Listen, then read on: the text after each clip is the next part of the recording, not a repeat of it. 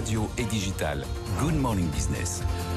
La Réserve fédérale américaine poursuit son resserrement monétaire. Elle a annoncé hier soir une hausse des taux de 75 points de base, quatrième relèvement consécutif. Le président de la Fed, Jérôme Powell, a également indiqué qu'un nouveau relèvement inhabituellement élevé pourrait être nécessaire lors de la prochaine réunion. On va parler de politique monétaire avec Jean-Claude Trichet, ancien président de la Banque centrale européenne. Bonjour, merci d'être en duplex avec nous ce matin.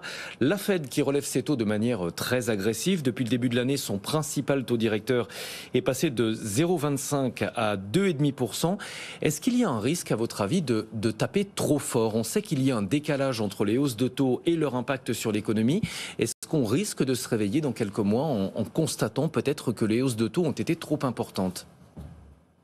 Ce n'est pas ce que les marchés ont considéré, hein, comme on l'entendait à l'instant sur votre antenne. Ils ont très bien réagi à la hausse de 0,75%.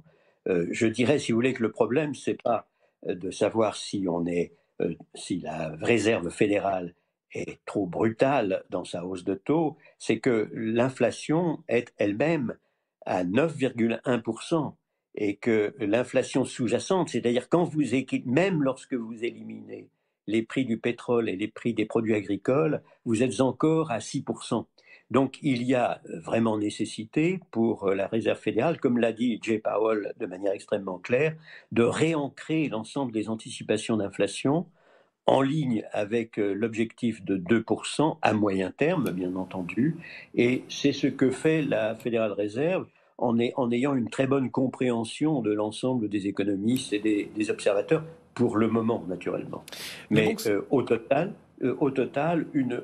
des taux à entre 2,25 et 2,50, ce qui est le cas actuellement, lorsqu'on a une inflation à 9,1%, ce n'est pas du tout quelque chose d'anormal, évidemment. Le sentiment général, c'est que les banques centrales ont sous-estimé le retour de l'inflation. Elles ont commencé trop tard leur cycle de resserrement monétaire. Est-ce qu'il est possible de rattraper ce retard en tapant plus fort, ou est-ce que c'est un retard qu'on, quelque part, ne rattrape pas vraiment ? Non, je ne crois pas du tout que ce soit un retard qu'on ne rattrape pas vraiment. Il faut tenir compte des circonstances, des données.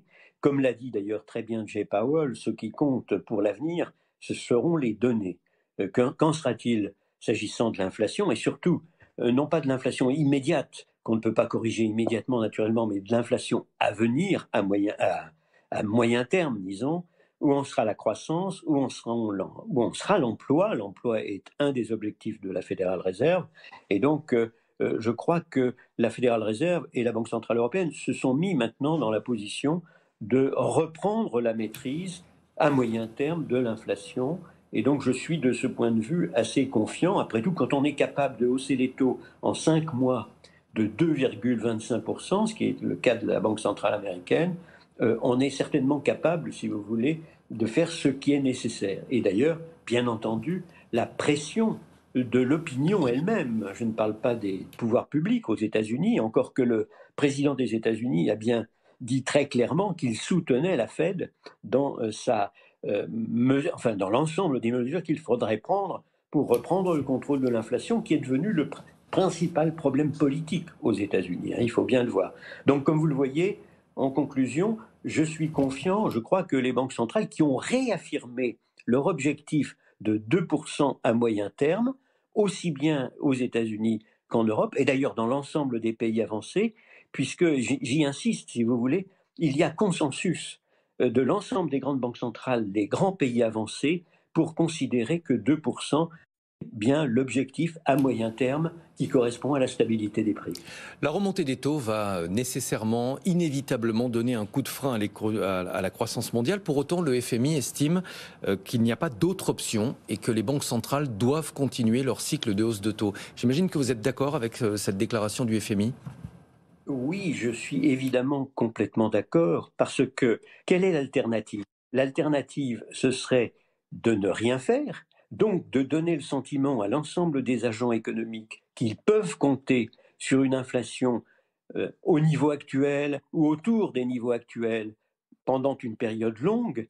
Et là, alors, vous créez une situation impossible où pour reprendre vraiment le contrôle de l'inflation, vous devez prendre des mesures dramatiques, comme celles que Paul Volcker a prises lorsqu'il est arrivé à la tête de la Fédérale Réserve. Alors c'est vraiment dramatique. Là, vous provoquez non pas une récession gentille, si je puis dire, mais vous provoquez une récession terrible, des crises financières terribles, parce qu'il n'y a pas d'alternative à la reprise du contrôle de l'inflation lorsque l'inflation galope au rythme de 14%, ce qui était ce que Paul Volcker avait trouvé en arrivant à la tête de la Fed. Donc oui, ils ont raison, et le FMI a évidemment raison de dire l'objectif en ce moment, c'est de reprendre le contrôle des anticipations d'inflation à moyen terme. Donc les agents économiques se convainquent bien que la crédibilité des banques centrales et leur capacité de reprendre le contrôle de la situation est telle que l'on peut compter à 3-4 ans sur autour de 2%, disons, en ce qui concerne l'inflation. Vous croyez au risque de récession économique aux États-Unis ? Tout dépend de ce que l'on entend par récession. Comme vous l'avez peut-être entendu, Jay Powell lui-même dit non, je n'ai pas le sentiment que nous soyons en récession. Le président des États-Unis lui-même a dit il n'y a pas de récession. L'argument principal de Jay Powell était que le marché du travail montrait, si vous voulez, une extrême tension. Et donc il dit il est peu vraisemblable que nous soyons vraiment en récession alors qu'il y a des tensions considérables sur le marché du travail. Au total, les mesures objectives qui consistent à dire si on a 2 trimestres successifs négatifs, alors on est en récession technique. Là, je n'exclus pas du tout qu'il y ait récession technique. On va voir ce qu'il en est pour la croissance, mais l'une des raisons pour lesquelles les marchés sont eux-mêmes assez euphoriques, enfin en tout cas étaient assez euphoriques, il faut rester très prudent en ce qui concerne la réaction immédiate, c'est qu'ils se disaient qu'on aurait de mauvais chiffres de croissance aujourd'hui, puisque c'est aujourd'hui que tombent les chiffres de croissance, et que par conséquent, il était vraisemblable que la Fédérale Réserve n'a pas continué à hausser les taux de manière aussi vigoureuse à l'avenir. Et d'ailleurs, effectivement, Jay Powell, mentionnant la prochaine réunion de septembre, a dit il n'est pas exclu qu'on fasse autant que cette fois-ci, mais on verra. En tout cas, ce n'est pas du tout sûr. Et il n'y a plus, et ça je crois que c'est très important, ces indications prospectives a priori, ce qu'on appelle dans le jargon les forward guidance, très précises. Là, on sort des forward guidance trop précises, on entre dans une zone où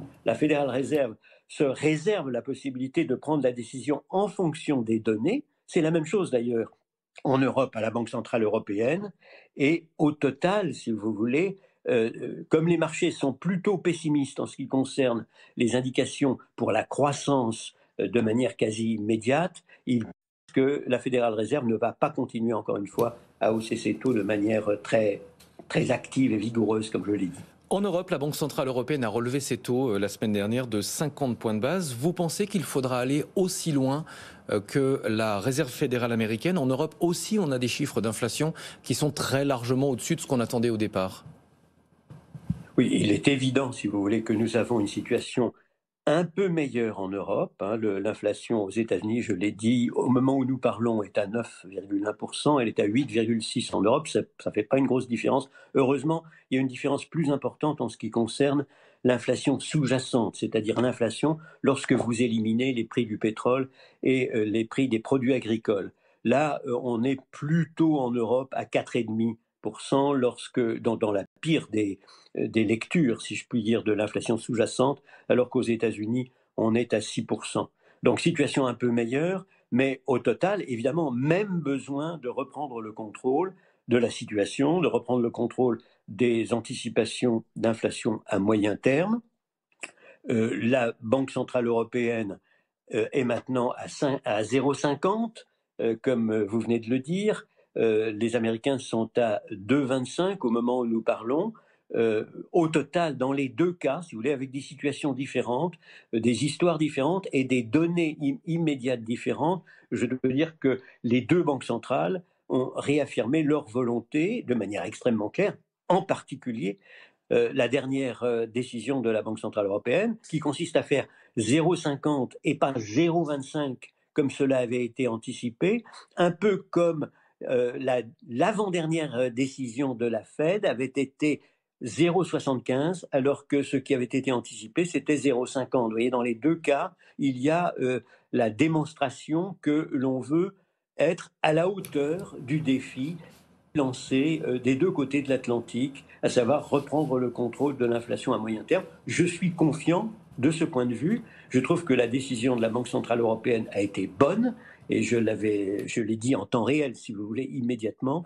Je crois qu'elle est aussi bonne d'ailleurs parce qu'en même temps, il y a une décision importante sur l'antifragmentation, le fameux Transmission Protection Instrument. Mais au total, ce que l'on peut dire, donc, c'est que des deux côtés de l'Atlantique, on a le même objectif.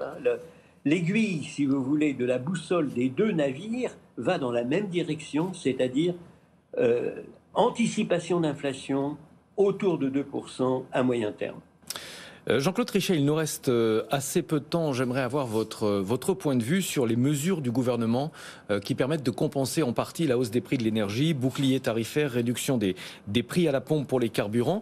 Est-ce que le gouvernement est dans son rôle ? Sur le papier, ce sont les banques centrales qui s'occupent de l'inflation et ce sont les gouvernements qui s'occupent de la croissance avec leur politique budgétaire. Est-ce que le gouvernement est en train de sortir de son rôle ? Je crois que les gouvernements ont évidemment, et tous les partenaires d'une manière plus générale, non seulement les gouvernements, les parlements, mais aussi les partenaires sociaux, les entrepreneurs et les syndicats, ont une responsabilité importante en complément, disons, du mandat premier des banques centrales, qui est d'assurer la stabilité des prix, c'est de faire en sorte qu'il n'y ait pas d'effet de second tour, si vous voulez, qu'il n'y ait pas une spirale prix-coût qui s'engagent. Et parmi les coûts, évidemment, il y a aussi les traitements et salaires. Donc, tout ce qui va dans le sens de la minimisation des effets de second tour, des augmentations récurrentes de coûts, quelles qu'elles soient, va dans le bon sens. Et c'est de la responsabilité des banques centrales que de le dire extrêmement clairement à tous les autres partenaires. Alors, s'agissant de la question précise que vous m'avez posée, ce qui me fait peur, c'est que alors que nous sommes dans une situation budgétaire qui est très très difficile, et le ministre de l'économie et des finances a insisté là-dessus, il a dit nous sommes dans une situation qui est très difficile sur le plan budgétaire, avoir un accord, si vous voulez, qui consiste à ce qu'il y ait encore plus d'aide budgétaire me paraît extrêmement mauvais. Donc moi personnellement, ce que je souhaitais, c'est que on concentra l'ensemble, si vous voulez, des efforts qui sont faits dans ce domaine, c'est-à-dire celui de l'atténuation de la hausse des prix, sur les ménages qui en ont vraiment besoin. C'était, je crois, l'intention initiale. Je regrette évidemment qu'on soit allé beaucoup plus loin parce qu'il me semble que nous n'avons pas les moyens, tout simplement. C'est une question de moyens. Merci beaucoup Jean-Claude Trichet, ancien président de la Banque Centrale Européenne. Merci d'avoir été en duplex avec nous ce matin. On marque une pause.